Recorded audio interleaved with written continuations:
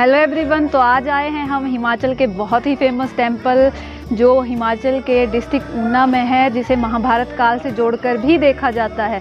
तो बहुत इंपॉर्टेंट ये टेंपल है। इसको जाना जाता है शिवबाड़ी और द्रोण टेंपल के नाम से। और ऐसा भी कहा जाता है कि यहाँ पर जो भोलेनाथ थे वो बचपन में खेला करते थे, और साथ ही जो द्रोण थे महाभारत काल में पांडवों के गुरु थे, उनके द्वारा पांडवों को यहीं पर धनुर्विद्या जो है सिखाई गई थी। और साथ ही साथ ये जो मंदिर है इसका निर्माण भी महाभारत काल में ही हुआ है। तो बहुत ही प्राचीन ये टेंपल है। इसी के दर्शन आज हम करेंगे, इसी की स्टोरी हम आज जानेंगे, जो बहुत इंटरेस्टिंग है और बहुत ही खूबसूरत ये मंदिर है। तो चलते हैं मंदिर के अंदर, करते हैं आज का अपना सफ़र शुरू।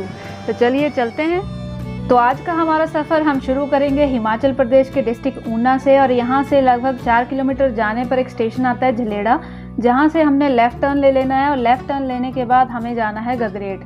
तो गगरेट के बस स्टैंड से एक और टर्न लेना है आपने राइट, और कुछ दूर जाने पर आपको कुछ इस तरह का गेट वहाँ पर लगा हुआ मिलेगा, जिस पे लिखा होगा द्रोण शिव मंदिर। तो यहीं से 1.5 से 2 किलोमीटर की दूरी पर ये मंदिर है, और जंगल के बीचों बीच ये मंदिर है। आप देख सकते हैं कितना घना ये जंगल है। और इस जंगल के बारे में एक बात बोली जाती है, एक प्रथा है जो अनंत काल से चली आ रही है, कि इस जंगल की लकड़ी का यूज़ केवल मुर्दा लोगों को जलाने के लिए किया जाता है, या फिर यज्ञ अनुष्ठान के लिए किया जाता है।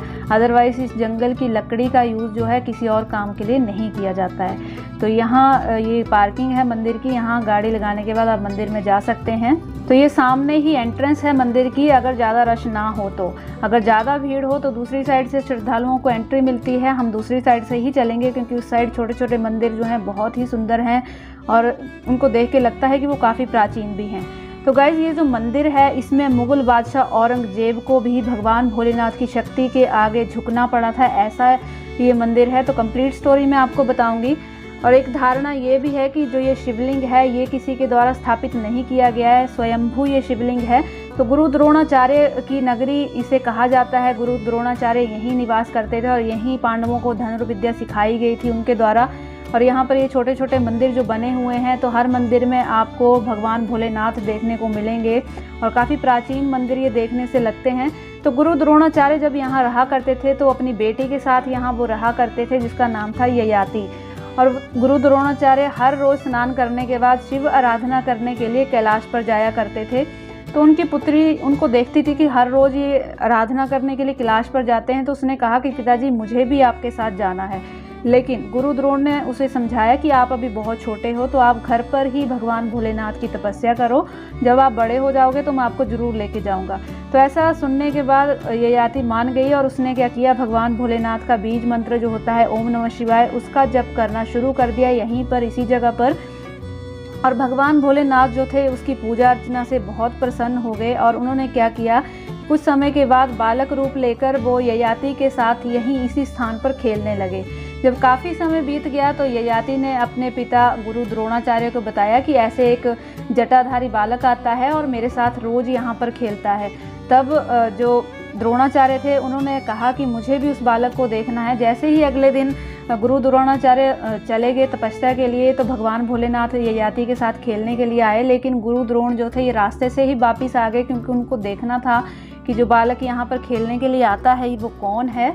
तो जैसे ही द्रोणाचार्य ने उस बालक रूप को देखा तो वो हैरान रह गए, क्योंकि उन्होंने अपनी दिव्य दृष्टि से भगवान भोलेनाथ को पहचान लिया था। और ययाति को जैसे ही पता चला कि ये भगवान भोलेनाथ स्वयं हैं, तो उन्होंने जिद पकड़ ली कि अब भगवान भोलेनाथ को यहाँ से कहीं नहीं जाने देंगी। तो अभी आप देख रहे हैं कि कितने सुंदर ये मंदिर हैं। सारे ही मंदिरों में भगवान भोलेनाथ स्थापित किए गए हैं, और महाभारत काल के ये मंदिर जो हैं ये कहे जाते हैं। तो बहुत ही प्राचीन है और बहुत ही सुंदर भी हैं। तो जब ययाति ने जिद पकड़ ली, बाल हट पकड़ लिया, तो भगवान भोलेनाथ ने कहा कि हर वर्ष बैसाखी से दूसरे शनिवार को, यानी कि बैसाखी के बाद जो दूसरा शनिवार आता है, उस दिन शिवबाड़ी में वो स्वयं किसी न किसी रूप में उपस्थित रहेंगे। और ऐसा कहने के बाद वो जो थे शिव पिंडी में विलीन हो गए और वहीं स्थापित हो गए। तो ये पूरी स्टोरी थी, और भी कई सारी कहानियाँ इस मंदिर से जुड़ी हुई हैं। तो कंप्लीट में वो आपको बताऊंगी। अभी आप देख रहे हैं कितने सुंदर ये मंदिर हैं और कितने प्राचीन ये होंगे। और यहीं पर गुरु द्रोणाचार्य द्वारा जो थी पांडवों को धनुर्विद्या भी सिखाई गई थी। तो उस हिसाब से बहुत इंपॉर्टेंट ये प्लेस है। और आगे आप देखेंगे कि यहाँ पर एक प्राचीन धूना भी है, और ऐसा भी कहा जाता है कि जो यहाँ पर भगवान भोलेनाथ हैं दक्षिण महारुद्र के नाम से भी जाने जाते हैं। और ये सारा जो मंदिर है ये सोमभद्रा नदी के किनारे जो है ये अवस्थित है, स्थित है। और सोमभद्रा नदी को प्रेजेंट में जो है तो ये स्वां नदी के नाम से जाना जाता है। प्राचीन काल में से सोमभद्रा के नाम से जो था ये जाना जाता है। तो इसी नदी के किनारे जो है जंगल में ये मंदिर बना हुआ है। और ये जो शिवबाड़ी का मंदिर है तो यहाँ पर मुगल बादशाह औरंगजेब को जो है भगवान भोलेनाथ की शक्ति के आगे जो है झुकना पड़ा था। इसके पीछे भी एक बहुत ही इंटरेस्टिंग स्टोरी है। तो अगर आपने हिस्ट्री पढ़ी है तो आपको पता होगा कि औरंगजेब द्वारा जो है जितने भी हिंदू मंदिर हैं इनको तोड़ने के आदेश दिए गए थे और कई सारे मंदिर जो हैं तोड़े भी गए थे। जैसे कांगड़ा का बहुत ही फेमस मंदिर है वज्रेश्वरी धाम, उसको भी तोड़ा गया था उनके द्वारा। और नगरकोट धाम के अंदर जितने भी मंदिर थे उनको तोड़ा गया था। तो उसी टाइम ये आदेश दिए गए थे। और जब औरंगजेब जो था अपनी सेना के साथ इस शिव मंदिर में पहुंचा था तो उस टाइम जो उसके सैनिक थे वो इस पिंडी को हाथ भी नहीं लगा पाए थे। तो अभी जो आप देख रहे हैं ये है यहाँ पर धूना, जो ऐसा कहा जाता है कि हमेशा जलता रहता है। तो अभी हम मंदिर के अंदर चलेंगे और साथ ही साथ मैं आपको पूरी कंप्लीट स्टोरी बताऊंगी। तो औरंगजेब ने जो था देखा कि जो उसके सैनिक हैं ये पिंडी को हाथ नहीं लगा पा रहे हैं। जैसे ही जो सैनिक थे पिंडी को हाथ लगाते थे ये पिंडी जो थी ज़मीन के अंदर धंसती थी। तो उनको गुस्सा आ गया और उन्होंने सैनिकों को कहा कि इस पिंडी को जो है उखाड़ फेंको और तोड़ डालो। तो औरंगजेब का ऐसा हुक्म सुनकर सैनिकों ने ऐसा करना शुरू कर दिया। तो उससे क्या हुआ था कि यहाँ पर लाल रंग के जहरीले जानवरों ने उनको काट लिया और उससे जो थे ये सारे ही जो सैनिक थे ये बेहोश हो गए थे। तब औरंगजेब जो था उसने अपने दोनों हाथ जोड़कर घुटनों के बल जो थे भगवान भोलेनाथ से क्षमा मांगी थी। और उस टाइम यहाँ कुछ बुजुर्ग हुआ करते थे तो उन्होंने क्या किया था, जो जलहरी होती है वहाँ से जो जल लिया और सैनिकों के ऊपर छिड़का था। उसके बाद ही वो सैनिक जो थे वो होश में आए थे। तो अभी हम आ चुके हैं मंदिर परिसर के अंदर, जो कुछ इस तरह से दिखता है। भगवान नंदी यहाँ पर विराजमान है। और अभी जिस टाइम हम यहाँ मंदिर में आए थे तो भगवान भोलेनाथ का श्रृंगार हो रहा था। तो उस टाइम हमें दर्शन का मौका मिला था। तो बहुत ही सुंदर और कंप्लीट हम आपको दिखाएंगे कि किस तरह से भगवान भोलेनाथ का यहाँ श्रृंगार किया जाता है। तो यही वो शिवलिंग है जिसे औरंगजेब के सैनिक जो वो हाथ नहीं लगा पाए थे। जैसे ही वो हाथ लगाते थे ये पिंडी अंदर की तरफ धंस जाती थी। और आप देख भी पा रहे हैं कि ज़मीन के अंदर ही यहाँ शिवलिंग रूप में भगवान भोलेनाथ जो हैं वो विराजमान है। और अभी भगवान भोलेनाथ का जो है श्रृंगार किया जा रहा है। और आप देखेंगे कि जो यहाँ पर शिवलिंग रूप में भगवान भोलेनाथ विराजमान है तो दक्षिण मुखी ये शिवलिंग है, इसीलिए इसे दक्षिण महारुद्र के नाम से भी जाना जाता है। और इस मंदिर के बारे में एक पहलू ये भी है कि माता चिंतपूर्णी की चारों दिशाओं में 4 महारुद्र हैं, जिनमें से शिवबाड़ी जो है ये एक है। क्योंकि शिवबाड़ी जो है माता चिंतपूर्णी के दक्षिण में स्थित है तो इसे दक्षिण महारुद्र के नाम से जाना जाता है। और साथ ही यहाँ जो शिवबाड़ी है इसके चारों ओर 4 शमशान घाट बताए जाते हैं और 4 कुएं भी बताए जाते हैं।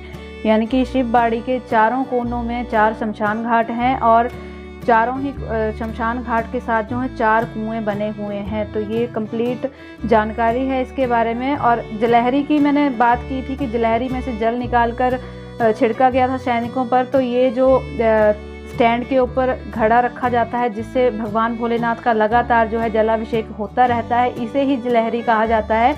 इसी का पानी उनके ऊपर छिड़का गया था, जिसके बाद वो सैनिक जो थे वो होश में आ गए थे। और उसके बाद औरंगजेब को जो है यहाँ से जाना पड़ा था बिना मंदिर की तोड़फोड़ किए हुए। तो भगवान भोलेनाथ का जो श्रृंगार है ये कंप्लीट हो चुका है और यहाँ एंट्री अंदर नहीं दी जा रही है अभी कोविड के कारण। यहाँ पर आगे जो है जहाँ मेन एंट्रेंस है वहाँ पर दान पात्र को रख दिया गया है ताकि कोई भी जो है अंदर ना जा पाए। तो भगवान भोलेनाथ के दर्शन करने के बाद हम करेंगे मंदिर की परिक्रमा और उसके बाद ले जाएंगे आपको वहाँ पर जहाँ पर ये मंदिर के शमशान घाट बताए जाते हैं और कुएं बताए जाते हैं। तो मंदिर की परिक्रमा जब हमने शुरू की तो यहाँ कुछ पुराने टाइम की मूर्तियाँ पड़ी हुई हैं जो देखने में काफ़ी प्राचीन लग रही थी। और ये जो आगे आपको शटर दिखेगा तो यहाँ से एग्ज़िट होता है जब ये मंदिर खुला होता है। एंट्रेंस आगे से होती है और एग्ज़िट यहीं से लोग जो हैं भगवान भोलेनाथ पर जल अर्पण करके बाहर निकलते हैं।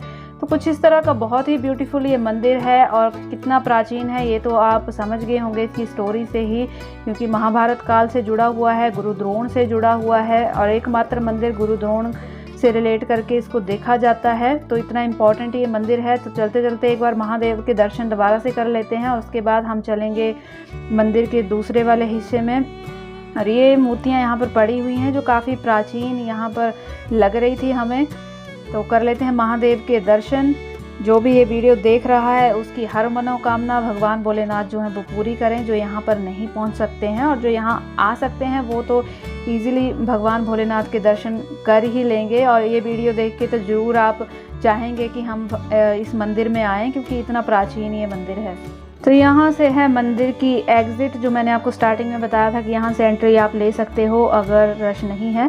और ये है मंदिर की दूसरी साइड वाला हिस्सा, जहाँ पर बहुत बड़े बड़े पेड़ थे और साथ में कुछ प्राचीन जो मंदिर थे यहाँ भी बने हुए थे। और मुझे ऐसा पर्सनली लगता है कि ये जंगल इसलिए बचा हुआ है क्योंकि अनंत काल से यहाँ जो धारणा चली आ रही है कि केवल जो मृत व्यक्ति है उसका अधिकार है इस जंगल पर। और इसके बारे में एक मान्यता भी है, कहा जाता है कि इस जंगल के डाल डाल और पात पात पर सिर्फ मुर्दों का हक है।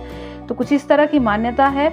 और इस जंगल की जो लकड़ी है या तो कोई किसी की डेथ हो जाती है उस यूज़ के लिए की जाती है, या तो फिर साधु महात्माओं द्वारा जो धूना जलाया जाता है या यज्ञ भंडारे किए जाते हैं, तो सिर्फ इसी यूज़ के लिए जो है ये लकड़ी उपयोग में लाई जाती है। और अभी हम जहाँ जा रहे हैं तो हम जा रहे हैं नीचे, जहाँ पर शमशान घाट और कुएं हैं, तो उसी साइड हम जा रहे हैं। और आप देख रहे होंगे कि कितना घना ये जंगल है। तो जंगल के बीचों बीच जो है ये मंदिर बना हुआ है और बहुत ही कम लोग जो हैं जानते होंगे इस मंदिर के बारे में। ऊना के तो जानते हैं, लगभग हमीरपुर के भी जानते होंगे, लेकिन हमीरपुर के बाहर से यानी कि हिमाचल के लोग भी कम्प्लीटली इस मंदिर के बारे में नहीं जानते होंगे। तो हमारी हमेशा से ही कोशिश रहती है कि हम ऐसे मंदिरों के वीडियोस अपने चैनल पर प्रमोट करें जिनके बारे में बहुत ही कम लोग जानते हैं और जो मंदिर बहुत ही फेमस हैं। तो अगर आपने ये मंदिर नहीं देखा है, पहली बार देख रहे हैं, तो औरों के साथ ज़रूर शेयर करें, क्योंकि जिस तरह आपको नॉलेज नहीं है इस मंदिर के बारे में, हो सकता है कि किसी और को भी ना हो।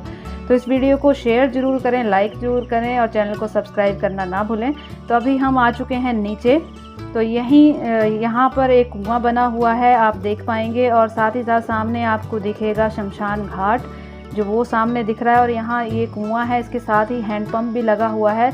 तो यही 4 जो शमशान घाट बताए गए हैं उनमें से एक शमशान घाट ये है, और बाकी के 3 जो हैं वो तीनों कोनों में होंगे।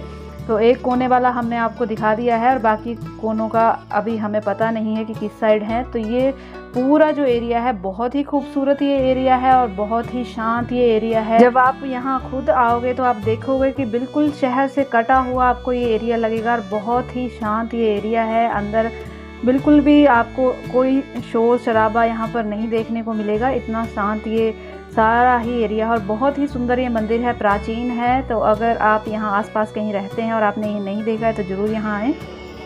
तो गाइज़, ये था शिवबाड़ी मंदिर का आज का हमारा सफ़र। कैसा लगा ज़रूर बताइएगा और कमेंट में ओम नमः शिवाय, हर हर महादेव लिखना ना भूलें, क्योंकि ऐसा कहा जाता है कि इस मंदिर के में महादेव के दर्शन मात्र से सभी की मनोकामनाएं पूर्ण होती हैं। तो अगर आपने वीडियो पूरी देखी है तो ज़रूर आपने महादेव के दर्शन अच्छे से किए होंगे और आपकी भी सभी मनोकामनाएं पूर्ण हो। तो मिलेंगे एक नेक्स्ट वीडियो में नए सफ़र के साथ। तब तक व्यस्त रहिए, मस्त रहिए, अपनों के साथ खुश रहिए। धन्यवाद।